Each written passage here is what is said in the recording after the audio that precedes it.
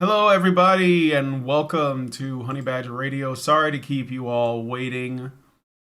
My name is Brian. I'm here with Anna Cherry, and this is the Nerdcast, where we try to do something a little bit more um, relaxing, maybe something that's a little bit more fun, or even if there is still rage bait in there, it's sort of like inconsequential, like so and so changed their name or whatever. And yeah, so this is what we're doing. These are always kind of cathartic for me, and I do enjoy doing them. So, yes, we have a cherry, and Mike J is not available. He's got family things going on. So, you're going to have to make do with us, who I know are like clearly inferior, you know, to Mike J's effervescent personality. And today we're going to be talking about some stories that are related to things going on in geek culture and Hollywood and things like that. So like I said, inconsequential, not all that big of a deal. Sometimes we get like a story that has a let's say it has a Hollywood root or there's something about it, and we do think it's more important, because a lot of times, stories from Tinseltown become big stories in the regular world, and so I think that those are worth putting some focus on. Okay, so and we'll figure this out, but all right, so let's start off with this story about Jeremy Renner. Now, you guys might you probably know who Jeremy Renner is, but he's mostly known for having played Hawkeye in the Avengers MCU movies, and his character's always been like a smaller character on those movies. Unfortunately, because I really like Jeremy Renner as an actor. I saw him in what was it? Hurt Locker. It's a good movie. I liked him in the Mission Impossible. He was in, I want to say, I don't know which one, so I'm not gonna try and guess, but he was good in that too. And he seems like a decent guy from what I know. I don't know much, but he seems like a not a douchebag, basically. And apparently he was taking a break from acting, and he got into a horrific snowplow accident. Hawkeye actor Jeremy Renner's sister, is what this article is specifically speaking about. His sister spoke to the press, recently shared a promising update on her brother's recovery after he was involved in a horrific snowplow accident. At the beginning of January, it was reported that Renner was severely injured while attempting to aid a family member whose car had gotten stuck on a snowed in private road. Washoe County Sheriff Darren Balam detailed in a press conference, quote, on Sunday morning at 8:55 a.m., a 911 call was received for a 1050, which is a crash involving a snowcat versus a pedestrian. They have a code for that. The subject had been run over by the snowcat in the area of Mount Rose Highway at 8:57. Washoe County Dispatch advised some units, and they started en route. Sheriff Balam then revealed that the Mount Rose Highway had been closed due to severe weather and snow buildup that had not been removed from the highway due to the 3 feet of snowfall over the night. The sheriff then provided details about the accident. Based on our investigation, Mr. Renner's personal vehicle, which was being driven by a family member, had become stuck in the snow near his home. Mr. Renner went to retrieve his piston bully, or snowcat, an extremely large piece of snow removal equipment weighing at least 14,333 pounds in an effort to get his vehicle moving. After successfully towing his personal vehicle from its stuck location, Mr. Renner got out of his piston bully to speak to his family member. At this point, it was observed that the piston bully started to roll. In an effort to stop the rolling piston bully, Mr. Renner attempted to get back into the driver's seat of his piston bully. Based on our investigation, it's at this point that Mr. Renner is run over by the piston bully. He then revealed an eyewitness detailed seeing Mr. Renner getting into the piston bully and not seeing him again until the piston bully came to a rest in a pile of snow in front of his driveway. Renner revealed on January 3rd he was in rough shape and shared a picture of himself looking up to a hospital bed. He wrote on Instagram, "Thank you all for your kind words. I'm too messed up now to type, but I send love to you all." And here's the photo, if it'll let me open it. Instagram doesn't make sense. All right, a representative for the actor revealed that he suffered blunt chest trauma and orthopedic injuries from the accident. Kim Renner, the sister, provided an update on her brother's recovery, telling the outlet, "We are so thrilled with his progress."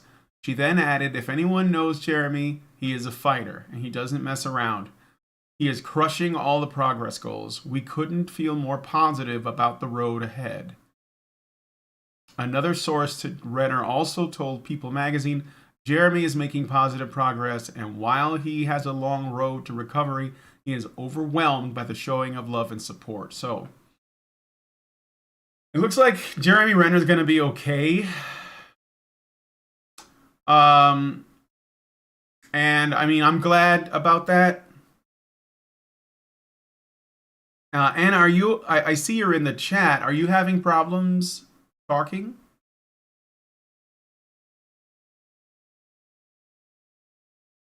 Just want to know. Oh, you know what? I think I see the problem here. Hold on a second. And I think I have to restart Discord. And so I must. And I will. I don't know why, but that seemed to have been the case. So, all right. So let's open up Discord again.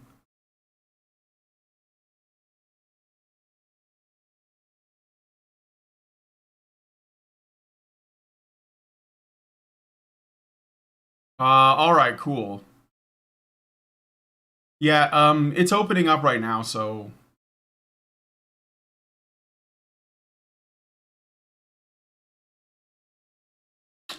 But yeah, I guess Mr. Renner is going to live. I don't know if his legs are going to be the same. You know, that's something I'm wondering about, but it doesn't matter. As long as he's alive, that's fine by me. You know what I mean? So, okay, hold on while I join the appropriate live show chat. Hello, Anna. I'm back. Sorry about that. Sorry. Can you hear me? All right, yes. All right, good. All right. So, do you have any thoughts on the Jeremy Renner's accident? Tragic accident? No, I do not.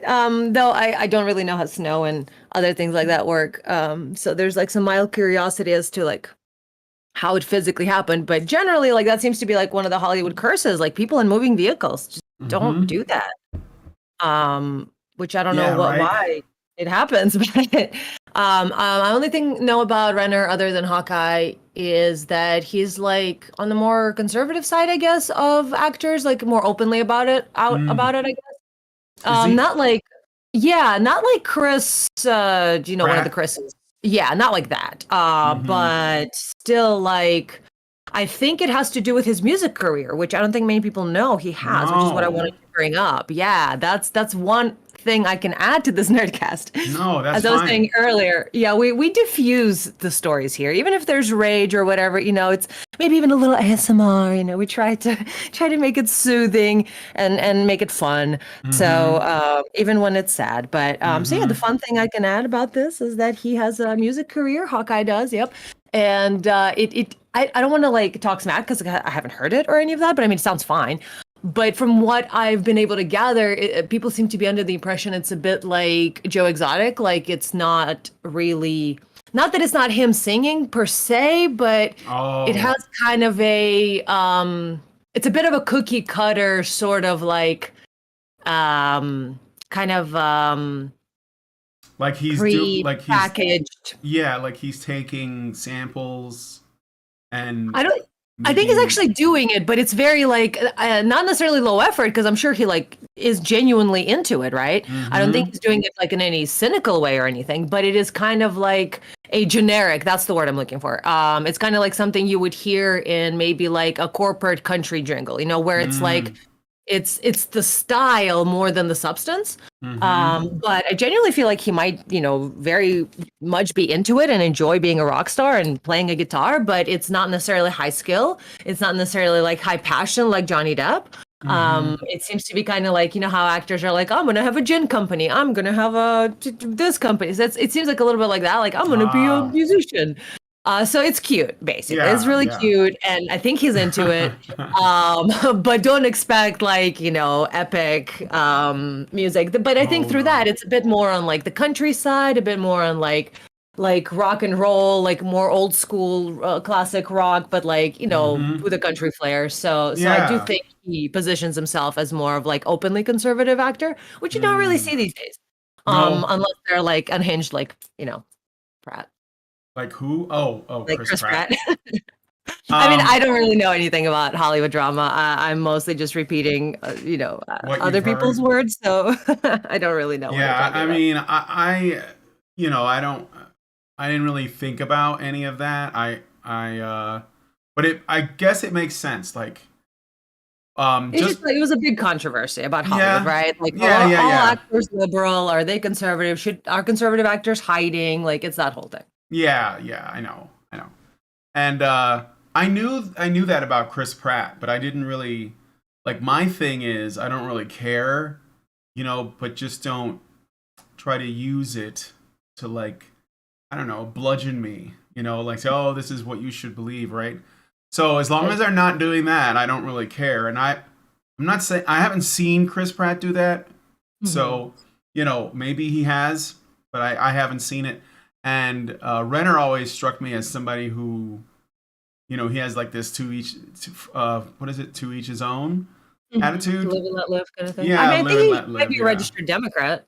So that's the interesting thing about it too, is that like people who there's very much extremes these days, right? So if you're not like extremely progressively extreme on the liberal side, then people might label you as like, oh, they're like more conservative because they Mm-hmm. believe in like having a family. It's like, no, actually they're, they could be entirely a Democrat and consider themselves a liberal, but they're just not on that side of being liberal. Yeah. But yeah, Yeah. there's some So, drama around it, so I don't know. well, that's good to know. Um, so yeah. So anyway, Jeremy Renner, he's gonna be okay, I guess. That's what people are saying. And if you want, maybe he throw some supportive comments his way. I don't know. Like see if he's got like a post online someplace, and you can like offer him some support. Um, he He's looking probably cheery in his photo, yeah so yeah yeah, yeah sleepy. yeah. He Maybe I'm coming. probably Yeah, he probably won't like need any money from us, but but nonetheless, I think that it's still nice to hear from fans, and that they're being supportive. So I Yeah, that think they that care yeah, if you live or die. yeah, yeah, exactly. All right. So anyway, we're gonna move on to the next story. Let us know what you guys think about this one in the comments section. Where is there? And yeah, let's just get into the next story. So, this is a rumor, although I have a feeling it might be right.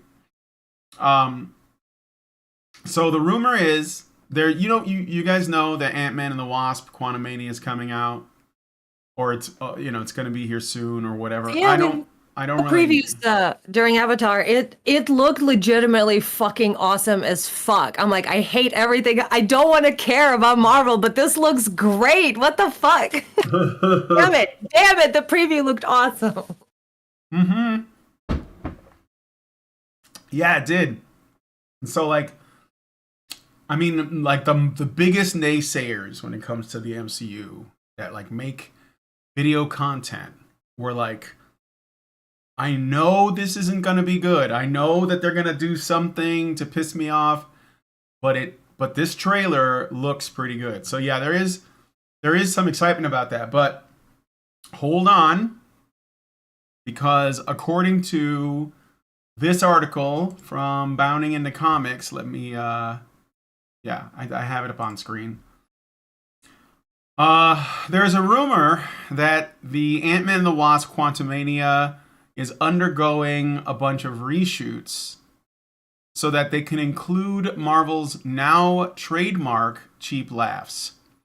So a new rumor claims that recently reported reshoots for Ant-Man and the Wasp: Quantumania are being done to insert Marvel's trademark cheap laughs and lame jokes into the film. So just, in case you guys don't know, I think that Taika Waititi did this. So when Taika Waititi did, or when he directed Thor, not the most recent one, but the one before that, um, why can't I remember it? But the Thor movie that came out, it was the one with Hela in it, and apparently because it had so many jokes, people just wanted that. Not necessarily fans, I might add, but whoever it is that they're like getting their, how do I put it, like their advice or their feedback from, uh is essentially telling them more jokes, more jokes, more jokes. And so apparently, who, I don't know who directed this most recent Ant-Man movie, but apparently that movie didn't have nearly enough jokes. And so what they're doing is they're trying. This is a rumor though, so let's keep that, like, just keep that in your back pocket, because none of this might be true, but it sounds like they want the new Ant-Man movie to have comedy at a level that is close to, if not the same as, um, Thor: Love and Thunder, which is the most recent Thor movie. The one before that I was trying to remember was Ragnarok. Anyway, so this is the rumor. Now, it's a shame because I saw the trailer and I thought it looked pretty solid. Like, I was like, it looks all right. Like, there were some things that I didn't love, but I was like, it's fine. Like, I'm probably not gonna give them money anyway because I've stopped giving Marvel money a long time ago. But yeah, I mean, it does look like that's the direction, right? So it's like we're gonna make everything jokes, and it's gonna fall neatly into this like corporate frame of what the humor should be. And I think that that's the main problem, right?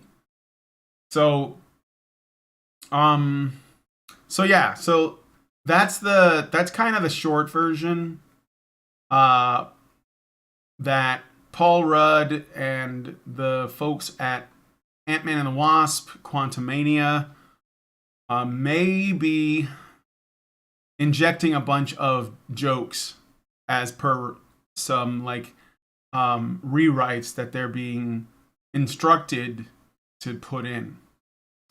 And what were you gonna say, Anna? Well, if we are going to just if we are going to speculate that it is what they're doing, I could see that being true, but also like reshoots are expensive, but so is their Yeah, they fretting are, over aren't they? ROI. They're like, what do we do? Do we spend a bunch of money to reshoot and guarantee an ROI, or do we leave it as is and like be afraid that we don't get any money back because somebody told us we won't because it doesn't have enough jokes? All I know is I don't really care about Marvel. Their jokes are probably going to be a lot of inside whatever between characters about characters. I don't know any of that. I don't care about any of that at this point. Yeah. There's just way too much Marvel. There's a reason I didn't really read comic books of Marvel and DC to begin with. It's just not it's a whole universe for children and other people to explore, and that's fine if you have the time as an adult to explore that entire world through your reading. That's great as like a private time thing, but like at the same time, turning that into entertainment where you kind of have to watch every single movie to understand what they're talking about, and you also kind of have to know the original source material because people are like, well, this is not like the material. And so you kind of have to keep up with two different stories. You have to with the Marvel that's in the books or DC in the books, and then there's the cinematic, and then who fucking has time for that? What fucking adult? Honestly, tell me this. What adult has time for this? Fucking nobody. Ain't nobody got time for that. Yeah. Absolutely nobody. I mean, maybe during COVID, but like this has been going on for like 15 years. So no, nobody has time for this. It's way too much of it. Adults don't care about this. And that is their main demographic. They got to realize that millennials and before that, the generation, the 45, 50-year-olds. Yeah, I think so. No. Before that, silent or X. whichever. Gen X. Latchkey, Gen X. Yeah. Us, millennials and Gen Xers, we're like the main demographic that is actively engaging in discourse, that is giving feedback on things, that is shaping the culture. It is children and women that pay for things. That's why TikTok and other things like that have exploded, because that is where the attention is of children, which we have millions of in the world. But that is not who's shaping discourse. That's not who's shaping culture. I mean, they will, and they are already, but the current culture we live in, that is millennials and Gen Xers that are actively participating in this. We don't fucking care about Marvel. Not like that. So my ultimate point is that in going to watch, actually Avatar 2, which is super incredible, and people talk about how they achieve this real CGI thing that they're doing. Like how does it look and feel so real? Well, because it is, but it's also CGI. It's amazing. It's all about the technical action aspect of it, the spectacle of what you're presenting us on the screen. That is where it's at. When I was watching the preview to a movie, I did not know what was happening. I noticed there was like Ant-Man, right, and the Wasp, and I was like, I think that obviously this is Marvel, but other than recognizing those two characters, I was watching an incredible preview of an amazing action film. That is what Marvel is supposed to be. Or what DC comic books, whatever. That's like the thing that they're good at. That's why I think Guardians of the Galaxy was such a runaway success. It's not just about the weird characters. It's about the fact that it was a spectacle. It was what Star Wars was to people back in the 70s. They showed space, galaxies, massive, realistic looking fucking, you lived in another world. You lived in space. That's what it's about. That's what comic books, that's the world they're supposed to transport us to. It's not about jokes. It's not a fucking Sunday strip. Like, calm down. Do what you're good at, which is the visual. And that's what the trailer was. So I really hope they stay with everything how it was. And that the trailer was accurate to the movie, because I honestly, sometimes it takes me out of it. When you are in the middle of this like incredibly choreographed, really well done 3D scene of action, and then somebody goes, oh, try that on for size, because someone's like tiny. And it fucking takes me out of it. Like, what are you doing? What are you doing? So that's my opinion on that. Yeah, I hear you. Yeah, I mean, frankly, I'm really over it. So yeah, it's fine by me if it like never reemerges again. I don't think that there is a way to do this and be innovative. I think that, and especially with the people who work at these studios now, there's just no way. So, all right, but anyway, I thought I would share. I wanted to get you guys' thoughts. So they're gonna make it more funny. Apparently, this is a rumor, and they're gonna get rid of the cheap laughs. So let us know what you guys think about that in the comments. And in the meantime, I did get a super chat, and I should probably check my to see if I missed anything else. Albert Nada Retro gives us $5 Canadian and says, until Zeus flick Thor, I'd say Marvel flicks were for kids. Now I'll never support Marvel or Disney ever again. Sexual assault should not be mocked. All right. Thank you for that. And let me check my super chows to make sure I didn't miss anything. Let's see. It'll just take a moment, guys. Sorry.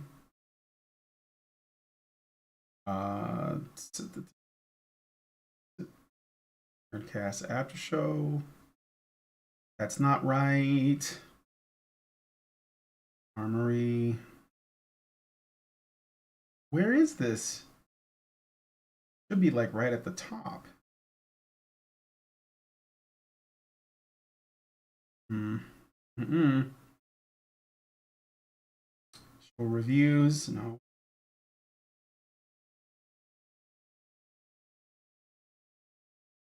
All right, no new comments there. Okay. So anyway, let us know what you guys think about this in the comments. I'm going to move on to the final story. So, this is a shorter show, but it's okay. And I look forward. We like a quickie sometimes, Yeah, sometimes you just want a quickie. Yep.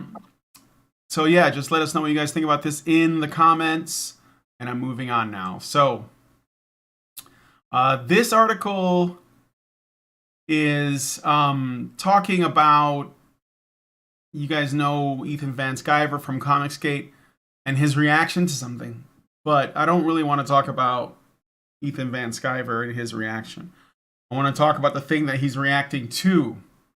So apparently, there is a comic book series called Joker, The Man Who Stopped Laughing. And apparently, they're getting really, really weird. So there is probably no character more apropos of weirdness than the Joker, but as it pertains to DC as a whole, just when you think you've seen everything, something even weirder happens. In a backup story in the new issue of Joker, The Man Who Stopped Laughing, the Jester of Genocide became a dad, although not by any means of typical biology. Okay? Joker himself got pregnant and gave birth to his child after being hexed by Zatanna when she stops his caper to steal Gotham's water supply, casting a backward spell. No one else will ever have your baby. Caused the prankster to reach 9 months in record fashion. At a natal exam conducted by the Atomic Skull, Joker has the child when he vomits up sentient mud that coalesces into his own mini-me that mentally remarks how handsome his dad is. This bizarre reproduction won't go over well with Batman, but first, here in reality, former DC creator Ethan Van Sciver may discuss note. Well, so anyway, they have these panels, and the Joker's like super pregnant, and it's just weird. I don't know what else to say about it. It's just weird. Could it be? And I know this isn't going to last long. Like it's probably very temporary because that's just the nature of the medium, for one. But all right, DC Comics is getting weirder and weirder, allowing more perversions and fetishists to make grotesque filth out of their classic characters. He tweeted along with screenshots of the story written by Matthew Rosenberg and illustrated by Francesco Francavilla. He also addressed the flailing DC, Fellows, Batman is your latest sellable comics franchise, your last sellable comics franchise. Normal readers might not enjoy Atomic Skull giving the Joker a prenatal pelvic exam. Comic reviewer Jamal Baraka of the Substack I Review Comics sounded off in the replies with his shocked reaction and analysis. Comics are for the young and the young at heart, he wrote. What 9-year-old boy or girl wants to see Joker get a prenatal checkup? He'd add there's a bunch of weirdos at Marvel and DC. So, yeah, and they go on about it and talk about it some more. But, this is the challenge, I think, really. Is that, is this for children or not? And that's where the debate is at. I mean, obviously, I don't think that this particular plot line is screaming that it's for children, but I do think that this is like a side effect of growing up with this medium. So when you are a child and you're like 8, 9 years old and you're reading these comic books, then it's probably best that those comic books be aimed at your age range. But the problem is that the kids that are first exposed to this stuff grow up with it. So they keep reading those books and new kids get, into it as well. This is one of the challenges of anything that should have a reasonable age restriction. Like, think about cartoons too, right? They might start off and they're like, oh yeah, we're aiming these at 12-year-olds or whatever, or 11-year-olds. And they seem to be for people of those ages. But then those kids, they grow older and they don't really want it's not that they don't want it. I think that their tastes may change a bit. So I think the comics did this too. So it started off and it was aimed at pretty young audiences, and then the audiences got older, so the comics got older. And I think that in this case, it's a good example of, how we probably need to how do I put it? We need to reorganize, what these books are for and who they're for. And I think that we're getting lost in this. And yeah, I mean, what were you gonna say, Anna? Yeah, that's a good point. I like that you're that idea where to have categorizations, because the market for comics is kind of going back to what I was saying earlier. It really has expanded where it's no longer a thing that children do. But children do still do that. So, yeah, well, that's the hard part. That's the hard part. And yeah, I mean, I don't know who you were quoting earlier, who was talking about it's just honestly sounded a little bit like a parody from V for Vendetta, where it was this disgusting, perverted filth. I was reading... That was so funny. Yeah, but honestly, I was reading something that somebody said. That is Pregnant Joker is pretty vanilla, honestly. Did we forget the fact that Red Skull is a fucking Nazi? Did we forget some of the shit that Superman and them got into back when those comic books were kind of like what animation is for Japan? It is a low budget way to tell impactful big stories. So I mean, that's the interesting thing, is that comics have always been for kind of a mixed audience. There's the Sunday funnies, right, for the children, but then comic books, depending on what book it is, I feel like a lot of them definitely were for adults, but using animation as a medium to tell stories that they don't have the budget for, in movies. And this really brings me to actual animation too. If Pregnant Joker, he doesn't even birth the baby in any gross way. He just vomits out some sentient mud. It is tame as fuck. Have you seen Tokyo Ghoul? Have y'all seen anime? Any anime? Chainsaw Man, Attack on Titan. Have you seen literally any anime? Yeah. And you're gonna tell me that fucking pregnant Joker. But at the same time, it's coming from the perspective of people who think that comic books are just for children because they see bright colors and their, child brain engages. And so they think that only children can appreciate that because they kind of, I guess maybe it harkens back to their childhood. But just like they, as an adult, can enjoy something that is made for a younger audience, just because it looks like it's for a younger audience doesn't mean the content is for the younger audience.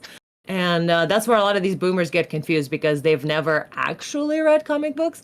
That's the thing. I mean, I gotta say, that's the horseshoe.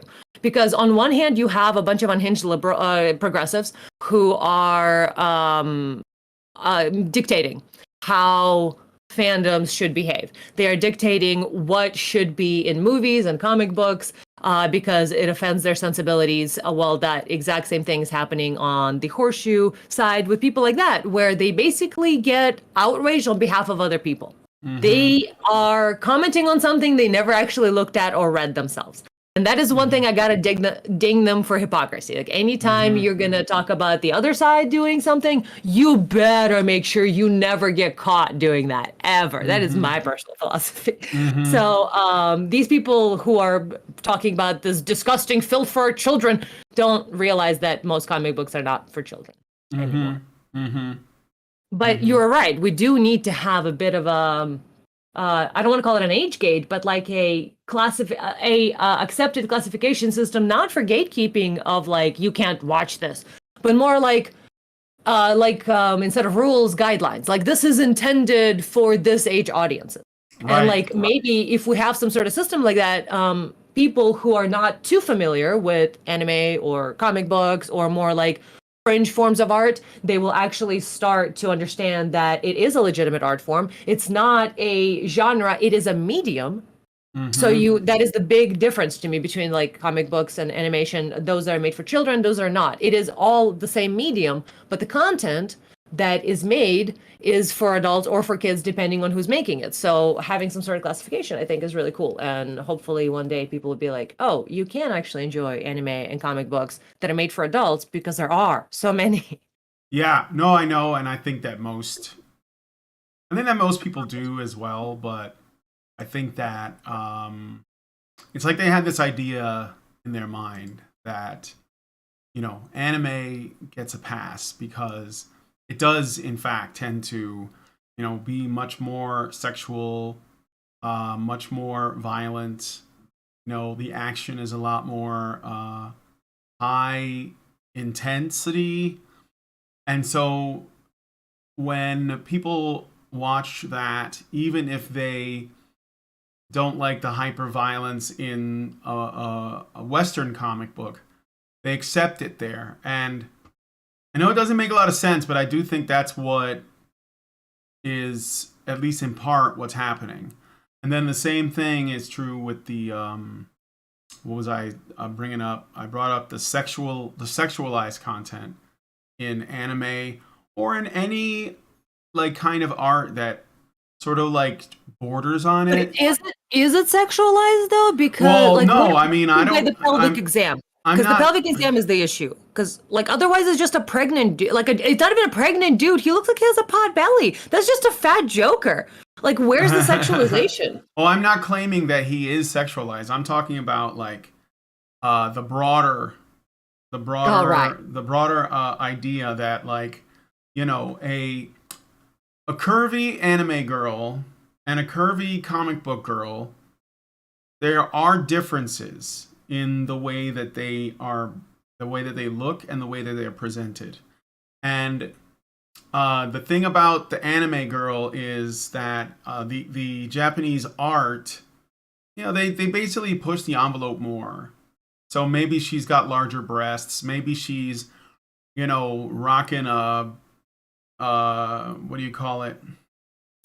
What do you call it? The What's that? No, I'm trying to think of what it's called. It's like, like a girl, an anime female, okay, who is drawn. She's going to be more sexualized. Like that's the artwork. It's the style. So she may have like fan service or like she may have fuller breasts. She may have, Well, I mean, they are drawn to be attractive Yeah, as sure. girls. I'm not denying that. I'm saying No, I mean, it's. I'm agreeing with you. Like sometimes Oh, the okay. boys will be drawn. Yeah, the boys will be drawn as just like kind of a neutral stand-in. But when the Mm-hmm. girls are drawn, they're all kind of waifus. You know, you kind of have the like the little one with like flat chest and like the really cute or surly personality, which makes her cute. And then you have like the really, really sweet one with like gigantic breasts and she's all fluffy on the inside and out. And you know, you have these like types of women that are appealing sexually, maybe, but emotionally, mentally, they're all basically their best foot forward. That's what I fucking love about anime. Yeah, yeah, Is that most of their people put their best foot forward, and yeah. I love seeing those cute girls that are sweet and nice and fun. And sometimes they're bitchy, but that's rarer. So yeah, they are designed with appeal in mind for sure. Mm-hmm. Mm-hmm.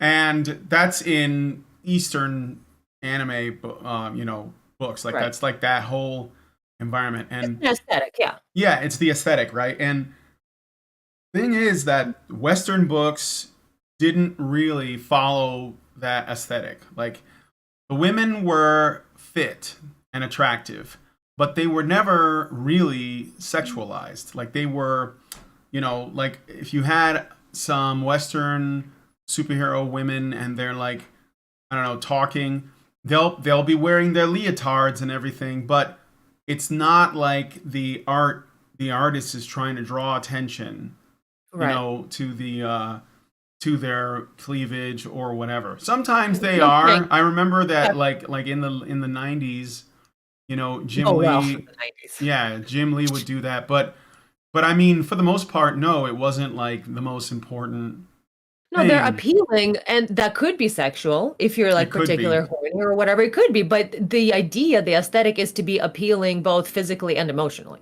Yeah.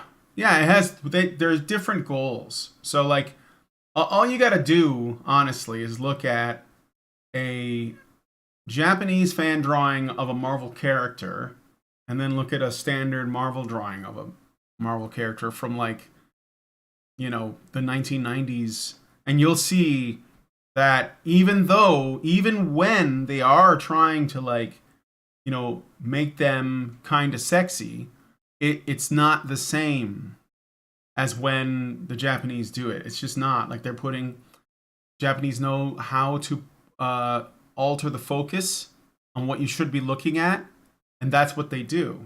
It's So so interesting. I got to bring up Fate Zero or whatever's all the fates. So sometimes it kind of bothers me. It doesn't bother me, but like it's just something I like to gripe about, even though I love it also. But sometimes it's a little jarring, is what it is, because mm-hmm. I don't know if you've seen Fate, Ultimate Blade Works, Fate Stay Night. Those are some of the good ones.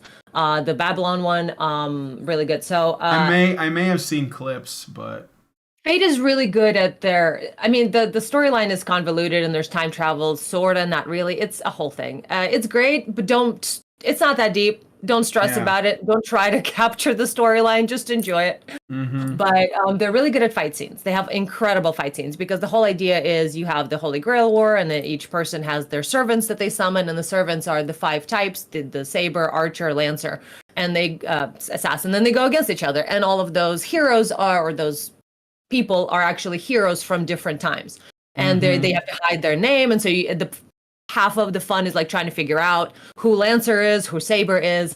But then you also have reoccurring characters. The same heroes get called back, and then they also reuse the same the same models for someone who is Mordred or King Arthur or fucking Nero, and it's all the same blonde woman. And you're like, what is happening? But it's fantastic. It's a really good series.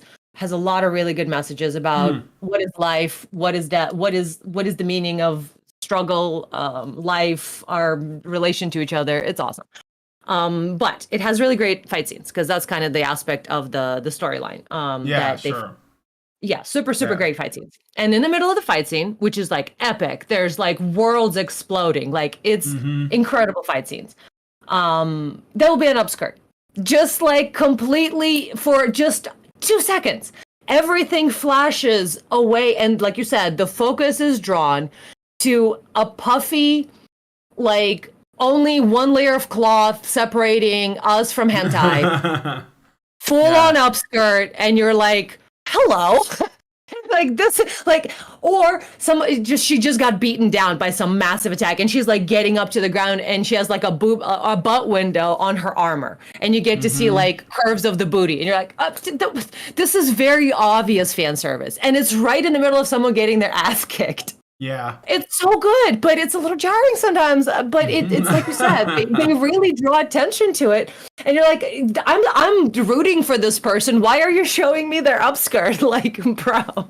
Yeah. But at the same time, it's really fun, really sexy. And just for like literally 2 seconds, you add this like mature dimension to a show to really make it real, to stimulate other things in your viewer, to give a more rounded experience. And so even in a show that has nothing to do with sex, it's not an ecchi show at all. I mean, let's talk about ecchi shows. There's quite a lot out there. Have you seen High School DxD? It has boobs. It has boobs. It's amazing. It's on Crunchyroll. I can't believe it's allowed to exist. But that's obviously like a sexual show. Meanwhile, Fate is like not at all a sexual show. And even there, you have for a split second some sexuality. And what does that do? That makes it real. That makes it adult. That makes it, breathes life into it, multifaceted, really brings it to life. And I love that. Even if it is catching me off guard sometimes. It's still really nice. And so I like how Japanese does that, where they're not trying to make it sexual. They just show reality as it is. And they also have an interesting approach to having like, not necessarily accidental nudity, but kind of like that. And that's what I think really makes a big difference in what you were talking about, where Western versus Eastern approach to sexualization, where sometimes it's a little too ham-fisted in the West. But in the East, in like anime, you're like, how are you doing this so subtly and flawlessly? Well, sometimes it's just like peeking, or like just something that the wind happens to move the skirt, you know? It's just part of reality, and your eye goes to that. And they, of course, help you with that. But it doesn't necessarily, it's kind of like your eye zooms into it instead of it zooming into your face. They don't put it center screen. They just kind of focus on it for a brief second and then move on. And I think that's really something that could be taken some lessons from to adapt into a Western approach. I think Netflix does a really good job, but Netflix also contracts a lot of international shows, or at least we watch a lot of international shows. And there's some really good stuff, like Turkish shows are incredible. They're showing people like touching each other and like being humans with each other. German shows, like all these, like, you guys, America's fucked as hell. Like the Western culture, I know you're tired of hearing this from like the progressives, if they're even saying it anymore. But like the Western culture really is weird. There is a lot of barriers to even like being able to have a traditional family or any kind of family. Like, I know we talk about sexuality as like a problem, going back to Joker and this disgusting perverted filth. I want to bring up a very important topic that I think y'all might find very interesting, which is this idea of performative sexuality versus real sexuality. So we have a lot of discourse these days about how like overly sexual things are with like shows like, or music videos. That's the word. A WAP, you know, the wet ass pussy, things like that, where you have like Anaconda from Nicki Minaj, and just in general, you have very sexualized booties and things like that on TV screens. You have sex positivity that is couched in this like acceptance of extremely flamboyant, sexually aggressive public behavior during like pride parades and things like that. So there's a lot of focus on extreme performative sexuality. And so people think that that is what everyone is doing. Sorry about that. But actually it's performative sexuality specifically. It is not, what is the other word opposite of performative, where it's like actually practical sexuality. So what ends up happening a lot of times is, I've been seeing the chat, like people talk about difficulty with dating, people talking about difficulty with like essentially having physical relations with people, and there's this disconnect. Why are we not dating? Why are we not getting laid? Why are we not experiencing sexuality when supposedly we live in this world where it's all about sex positivity and everybody's diddling themselves on every corner because that's like we're super sexually open, but we're actually not. These people who are presenting themselves like that, they're usually monogamous. They're usually like Beyonce, for instance. She will shake her ass on TV for 5 seconds, but then she goes home to a husband and she doesn't actually sleep around. So Mm-hmm. it's this very interesting thing where we have an overage of performative sexuality, but then people are actually drawing up in their actual real reality. And then people go out there, people who are like us, who see a particular worldview, and then we go out there in the world and like we're not able to have any success. And so it Mm-hmm. makes incel type of problems a lot worse, so much worse, because it Mm-hmm. makes people believe that there's everyone's having sex but them, and that is absolutely not true. Literally nobody is having sex. Everybody's talking about having sex, everybody's tweeting about it, but nobody's actually doing it. So there's this difference between performative sexuality versus actual objective real sexuality, Mm-hmm. and it's causing a lot of problems. Meanwhile, people can hyper focus on the outward sexuality and clamp down on physical, and like because they think that everybody's like just getting laid left and right, they draw up in their own personal life, and so it's just a horrible feedback loop. But then if you go to any other country, literally any other country in the world, people are like platonically touching each other between like within the same gender, between genders. People are comfortable with nudity. People are just not so hard up about touch or naked skin, so that they can accept so many more things. And that's not like a bad thing. We're not talking about like having sex with animals. We're talking about just like regular acceptance of human touch. I don't think people realize that what they live in, the hell of lack of love and affection and lack of dating, is brought on by people being too strict about sex, and they're being weird about sluts, because you guys don't realize we've been trying to have sex with girls and none of them are sluts. Not a single one of them, at least none of the Mm-hmm. good ones. So I just want you all to think about that and to notice that if you see that in your own life, the difference between performative sexuality and actual sexuality. When is the last time you've seen actual people actually hooking up, or heard of that, or seen anyone date, or seen or heard personally from your friends, not online? I mean, people you can physically touch. And when's the last time you've touched them? Even your friends. Like, that's the thing. We live in a very strange place in America, and everywhere Mm-hmm. else in the world is way different and better. Mm-hmm. And so, all you incels out there, and I'm used to count myself as one, by the way. I'm with you on that. There's a really great podcast actually about that on Jason Lehmiller's Sex and Psychology podcast. And it's the case for incels, where it's actually very nuanced consideration and actually humanizing of the fact that these people are suffering, but also there's a bit of a culture of suffering, of not really wanting to push through, of sort of taking the L, and sort of being like, oh, there's nothing I can do. So there is some personal responsibility that we got to take as incels. But on the other hand, the world in the West is fucked. It's really, really bad in US. So don't Mm-hmm. lose hope. Don't lose heart. Look around you and notice that literally nobody's actually physically interacting with each other. But in the rest of the world, they are. So it's so much better other places. And so once you can, if you could travel, please do. I highly recommend that for everyone, even if it's like in a small hitchhiking way. Just go outside the US on a mission trip, on like a building houses trip, literally anything you can do. And I will link the podcast for you guys, because I was actually blown the fuck away that they gave a human face to the incel problem, while also holding incels accountable for some shit that they kind of keep a small corner they keep themselves in, by like Mm-hmm. sort of being defeatist about it. But at the same time, the majority of the podcast is like, hey, we have this subgroup that we decided we can hate on. How about we don't? How about we see them as human beings who are struggling to connect? And of course, my favorite quote about the whole debate about incels and like whether or not they're dangerous or whatever is, this comes from Africa, I believe, and it is a proverb that says, beware a man who does not feel the warmth of the village, because he will burn that village down to feel its warmth. Mm. So love your men, because if you don't love your men, they hurt. And when they hurt, sometimes they get angry, and you don't Mm-hmm. really want that. Nobody wants that. So how Mm-mm. about we just love each other more, honestly? Mm-hmm. Mm-hmm. And that's Very, more endemic in the rest of the world, or endemic. It's more obvious in the rest of the world. People touch yeah, and love each other more. yeah. So that was a great speech, and I agree with everything you said. Um, yeah, I think it's great. So I guess, guys, we're gonna close it out here, and I'm gonna head into the patron show to hang out with you guys a little bit. After this is over, Anna can come if she wants, and hang out with us.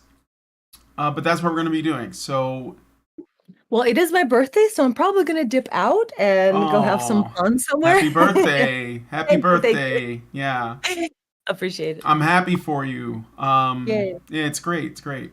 Well, nonetheless, I will be there. So, with all that said, if you guys like this video, please smash the like button. Subscribe if you're not already subscribed to the channel. Hit the bell for notifications so you know when our streams go live. And what was I going to say? Please share this video, comment on the video, you know, all of the stuff that I usually ask you guys to do. So, yeah, please do those things.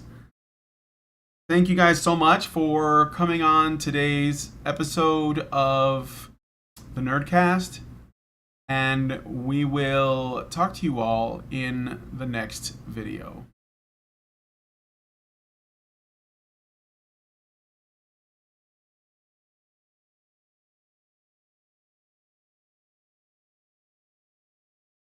I am having a really hard time finding... How do I get out?